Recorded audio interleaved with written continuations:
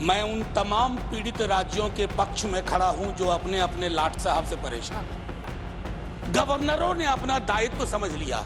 कितने नाम गिनाऊं, कहां तक सुनोगे, कहां तक सुनाओ, हजारों हैं शिकवे, क्या क्या गिनाऊं। अगर सचमुच अपने को लाट साहब समझते हैं, जब एक राज्य में राज्य की चुनी हुई व्यवस्था का मुख्यमंत्री अगर वो कुछ करना चाहते हैं, गवर्नर साहब बिल पे बैठ जाते हैं। सदियों का फासला देखा। कंक्लूड करें। मैं सिर्फ 1-1.5 मिनट लूंगा सर। कोई उम्मीद पर नहीं आती, कोई सूरत नजर नहीं आती। पहले आती थी हाले दिल पे हंसी, अब किसी बात पर नहीं आती। काबे किस मुंह से जाओगे गालिब, शर्म तुमको मगर नहीं आती। चेयरमैन साहब, आपको शुक्रिया कहने में और जय हिंद बोलने में ही वक्त गुजर जाएगा। बहरहाल, माननीय उपसभापति महोदय, वाइस चेयरमैन साहब, मैं उन तमाम पीड़ित राज्यों के पक्ष में खड़ा हूं जो अपने अपने लाट साहब से परेशान हैं। और परेशानी कई तरह की है। मैं तो ये मानता हूं हमारे बीजेपी के मित्रों के पास बहुत अच्छा पूल है। अब यहीं कितने लोग हैं जिनको मैं चाहूंगा अपने स्टेट ले जाऊं, बिहार गवर्नर बना करके। अच्छे लोग हैं, लोकतांत्रिक, विशाल हृदय। तो सर, माननीय उपसभापति महोदय, एक वाकया बताना चाहता हूं। 1952 में बीसी राय, कोई नहीं है तृणमूल के शायद, बीसी राय वेस्ट बंगाल के चीफ मिनिस्टर थे। नेहरू जी ने किसी को गवर्नर नियुक्त करने की कोशिश की, तो बीसी राय साहब ने कहा कि हमारे यहां नॉन बंगाली गवर्नर नहीं चलेगा। हालांकि उसके बाद काफी चीजें बदल गई, तो एचसी मुखर्जी साहब की नियुक्ति हुई। फिर 57 में वैसा ही कुछ हुआ, तो बीसी राय जी ने फिर कहा कि ना, वही बात अभी भी रहेगी, हमको बंगाली गवर्नर चाहिए। तो पद्मजा नायडू पर सहमति बनी। पद्मजा नायडू बाइलिंगुअल थी, मदर बंगाली, फादर आंध्राइट।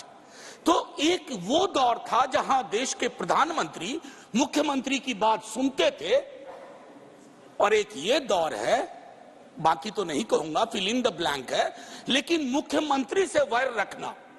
गवर्नरों ने अपना दायित्व समझ लिया।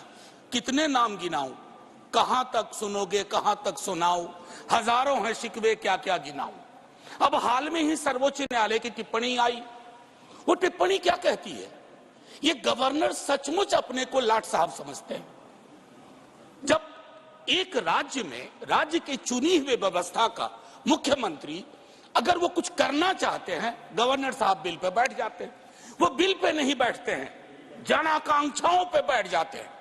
और जन आकांक्षाओं पर अगर कोई व्यक्ति बैठ जाता है, तो आप ये यकीन मानिए कि वो चुनी हुई सरकार के लिए प्रतिरोध के क्षण हर वक्त उत्पन्न करता रहता है।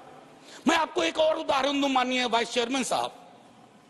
जिन राज्यों में केंद्र की सत्ता, वाइस चेयरमैन साहब, तेरे आने और तेरे जाने में हमने सदियों का फासला देखा। कंक्लूड करें। मैं सिर्फ 1-1.5 मिनट लूंगा सर, कोई नहीं, बस 1-1.5 मिनट। आपको दोबारा टोकना नहीं पड़ेगा जय हिंद से पूर्व।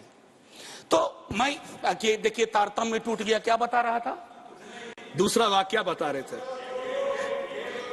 कंक्लूड करें मान्यवर। हाँ सर, मैं ये कह रहा था, प्लीज माननीय नीरज जी प्लीज।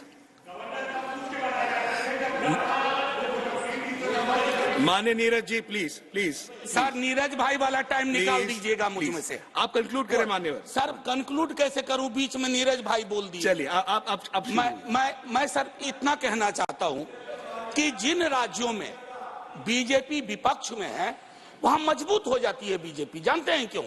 गवर्नर साहब 60% विपक्ष का काम कर देते हैं, वो विपक्ष में हो जाते हैं।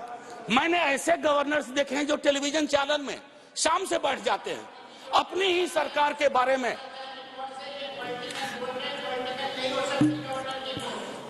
Honourable member please conclude. Sir, Anil ji please conclude करें।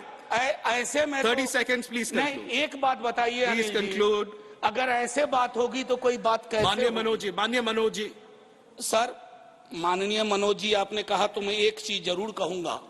एक चीज जो मुझको बड़ी दुखती है, जब मैं राजनीति में भी नहीं था, बता रहा हूं सर, गवर्नर का वाइस चांसलर के अपॉइंटमेंट का अधिकार।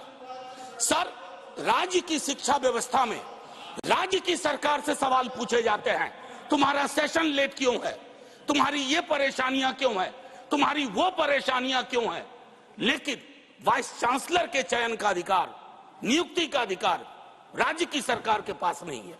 अंत में मैं अपनी बात यही समाप्त करूंगा। माननीय उपसभापति जी, आपने वक्त दिया, हालांकि मेरे वक्त में कई लोगों ने वक्त ले लिया, लेकिन मैं इतना कहना चाहूंगा कि गवर्नर के पद पर, क्योंकि आप सत्ता में, केंद्र की सत्ता में हमेशा नहीं है, ऐसी व्यवस्था ना हो कि केंद्र और राज्य के बीच में जो अंबेडकर साहब की अवधारणा थी कि राज्य खैरात नहीं मांग रहा है केंद्र से, एक सहकारी संबंध है जो, और आखिरी सर, आखिरी इसके बगैर कहूंगा आपको भी अच्छा नहीं लगेगा, आप बाहर कहिएगा कविता नहीं सुनाई, तो सर लाट साहबों के नाम, लाट साहबों के नाम, प्लीज प्लीज प्लीज, कोई उम्मीद पर नहीं आती, कोई सूरत नजर नहीं आती, पहले आती थी हाले दिल पे हंसी, अब किसी बात पर नहीं आती, काबे किस मुंह से जाओगे गालिब, शर्म तुमको मगर नहीं आती।